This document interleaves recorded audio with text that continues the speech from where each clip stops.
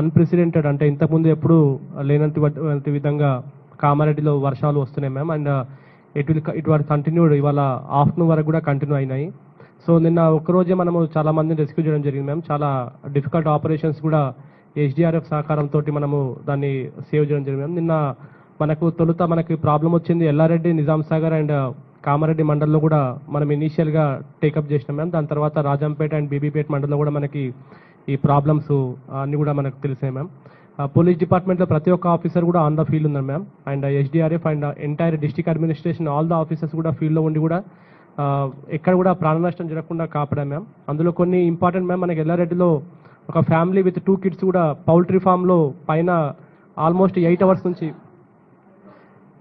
అది హాస్టల్ మేము ST welfare hostel మేము, అది ఆల్మోస్ట్ నెక్ లెంత్ వరకు ఉన్నప్పుడు కూడా మన ఆఫీసర్స్ 300 members రెస్క్యూ చేసినాం మేము అక్కడ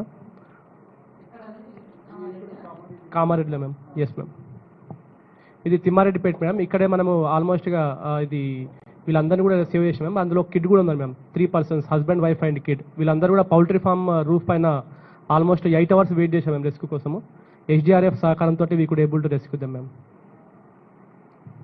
ఇది యాడారంలో 9 members రెస్క్యూ చేసినాం ma'am. HDRF has supported ma'am.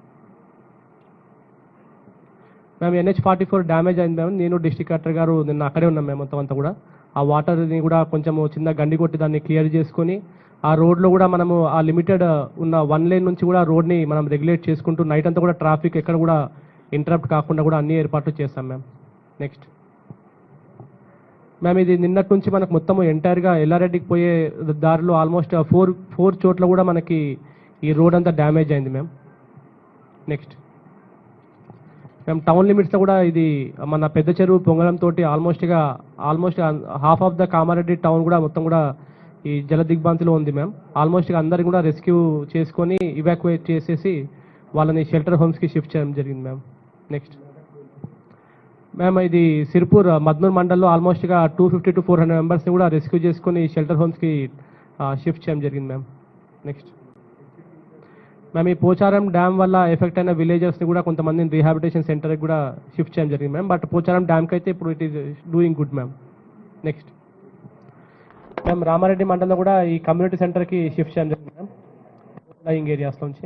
Next ma'am, ఈ NH-44లో మనము ఇవాళ ఎర్లీ మార్నింగ్ మనకు కొంచెము ట్రాఫిక్ ఇబ్బంది ఎక్కువైపోయి ఆల్మోస్ట్గా 13 to 15 kilometers దాకా ట్రాఫిక్ పొడుగు పెరిగిపోయింది మ్యామ్. దానివల్ల మనము మేడ్చల్ దగ్గర, రామాయంపేట దగ్గర కూడా ట్రాఫిక్ డైవర్షన్ చేయడం వల్ల మనకు ఈ ట్రాఫిక్ రెగ్యులేట్ అయిపోయి మనకి ఈ లోడ్ తగ్గింది మ్యామ్. దానివల్ల బ్రిడ్జ్ కూడా కొలాప్స్ కాకుండా we could able to secure that line ma'am.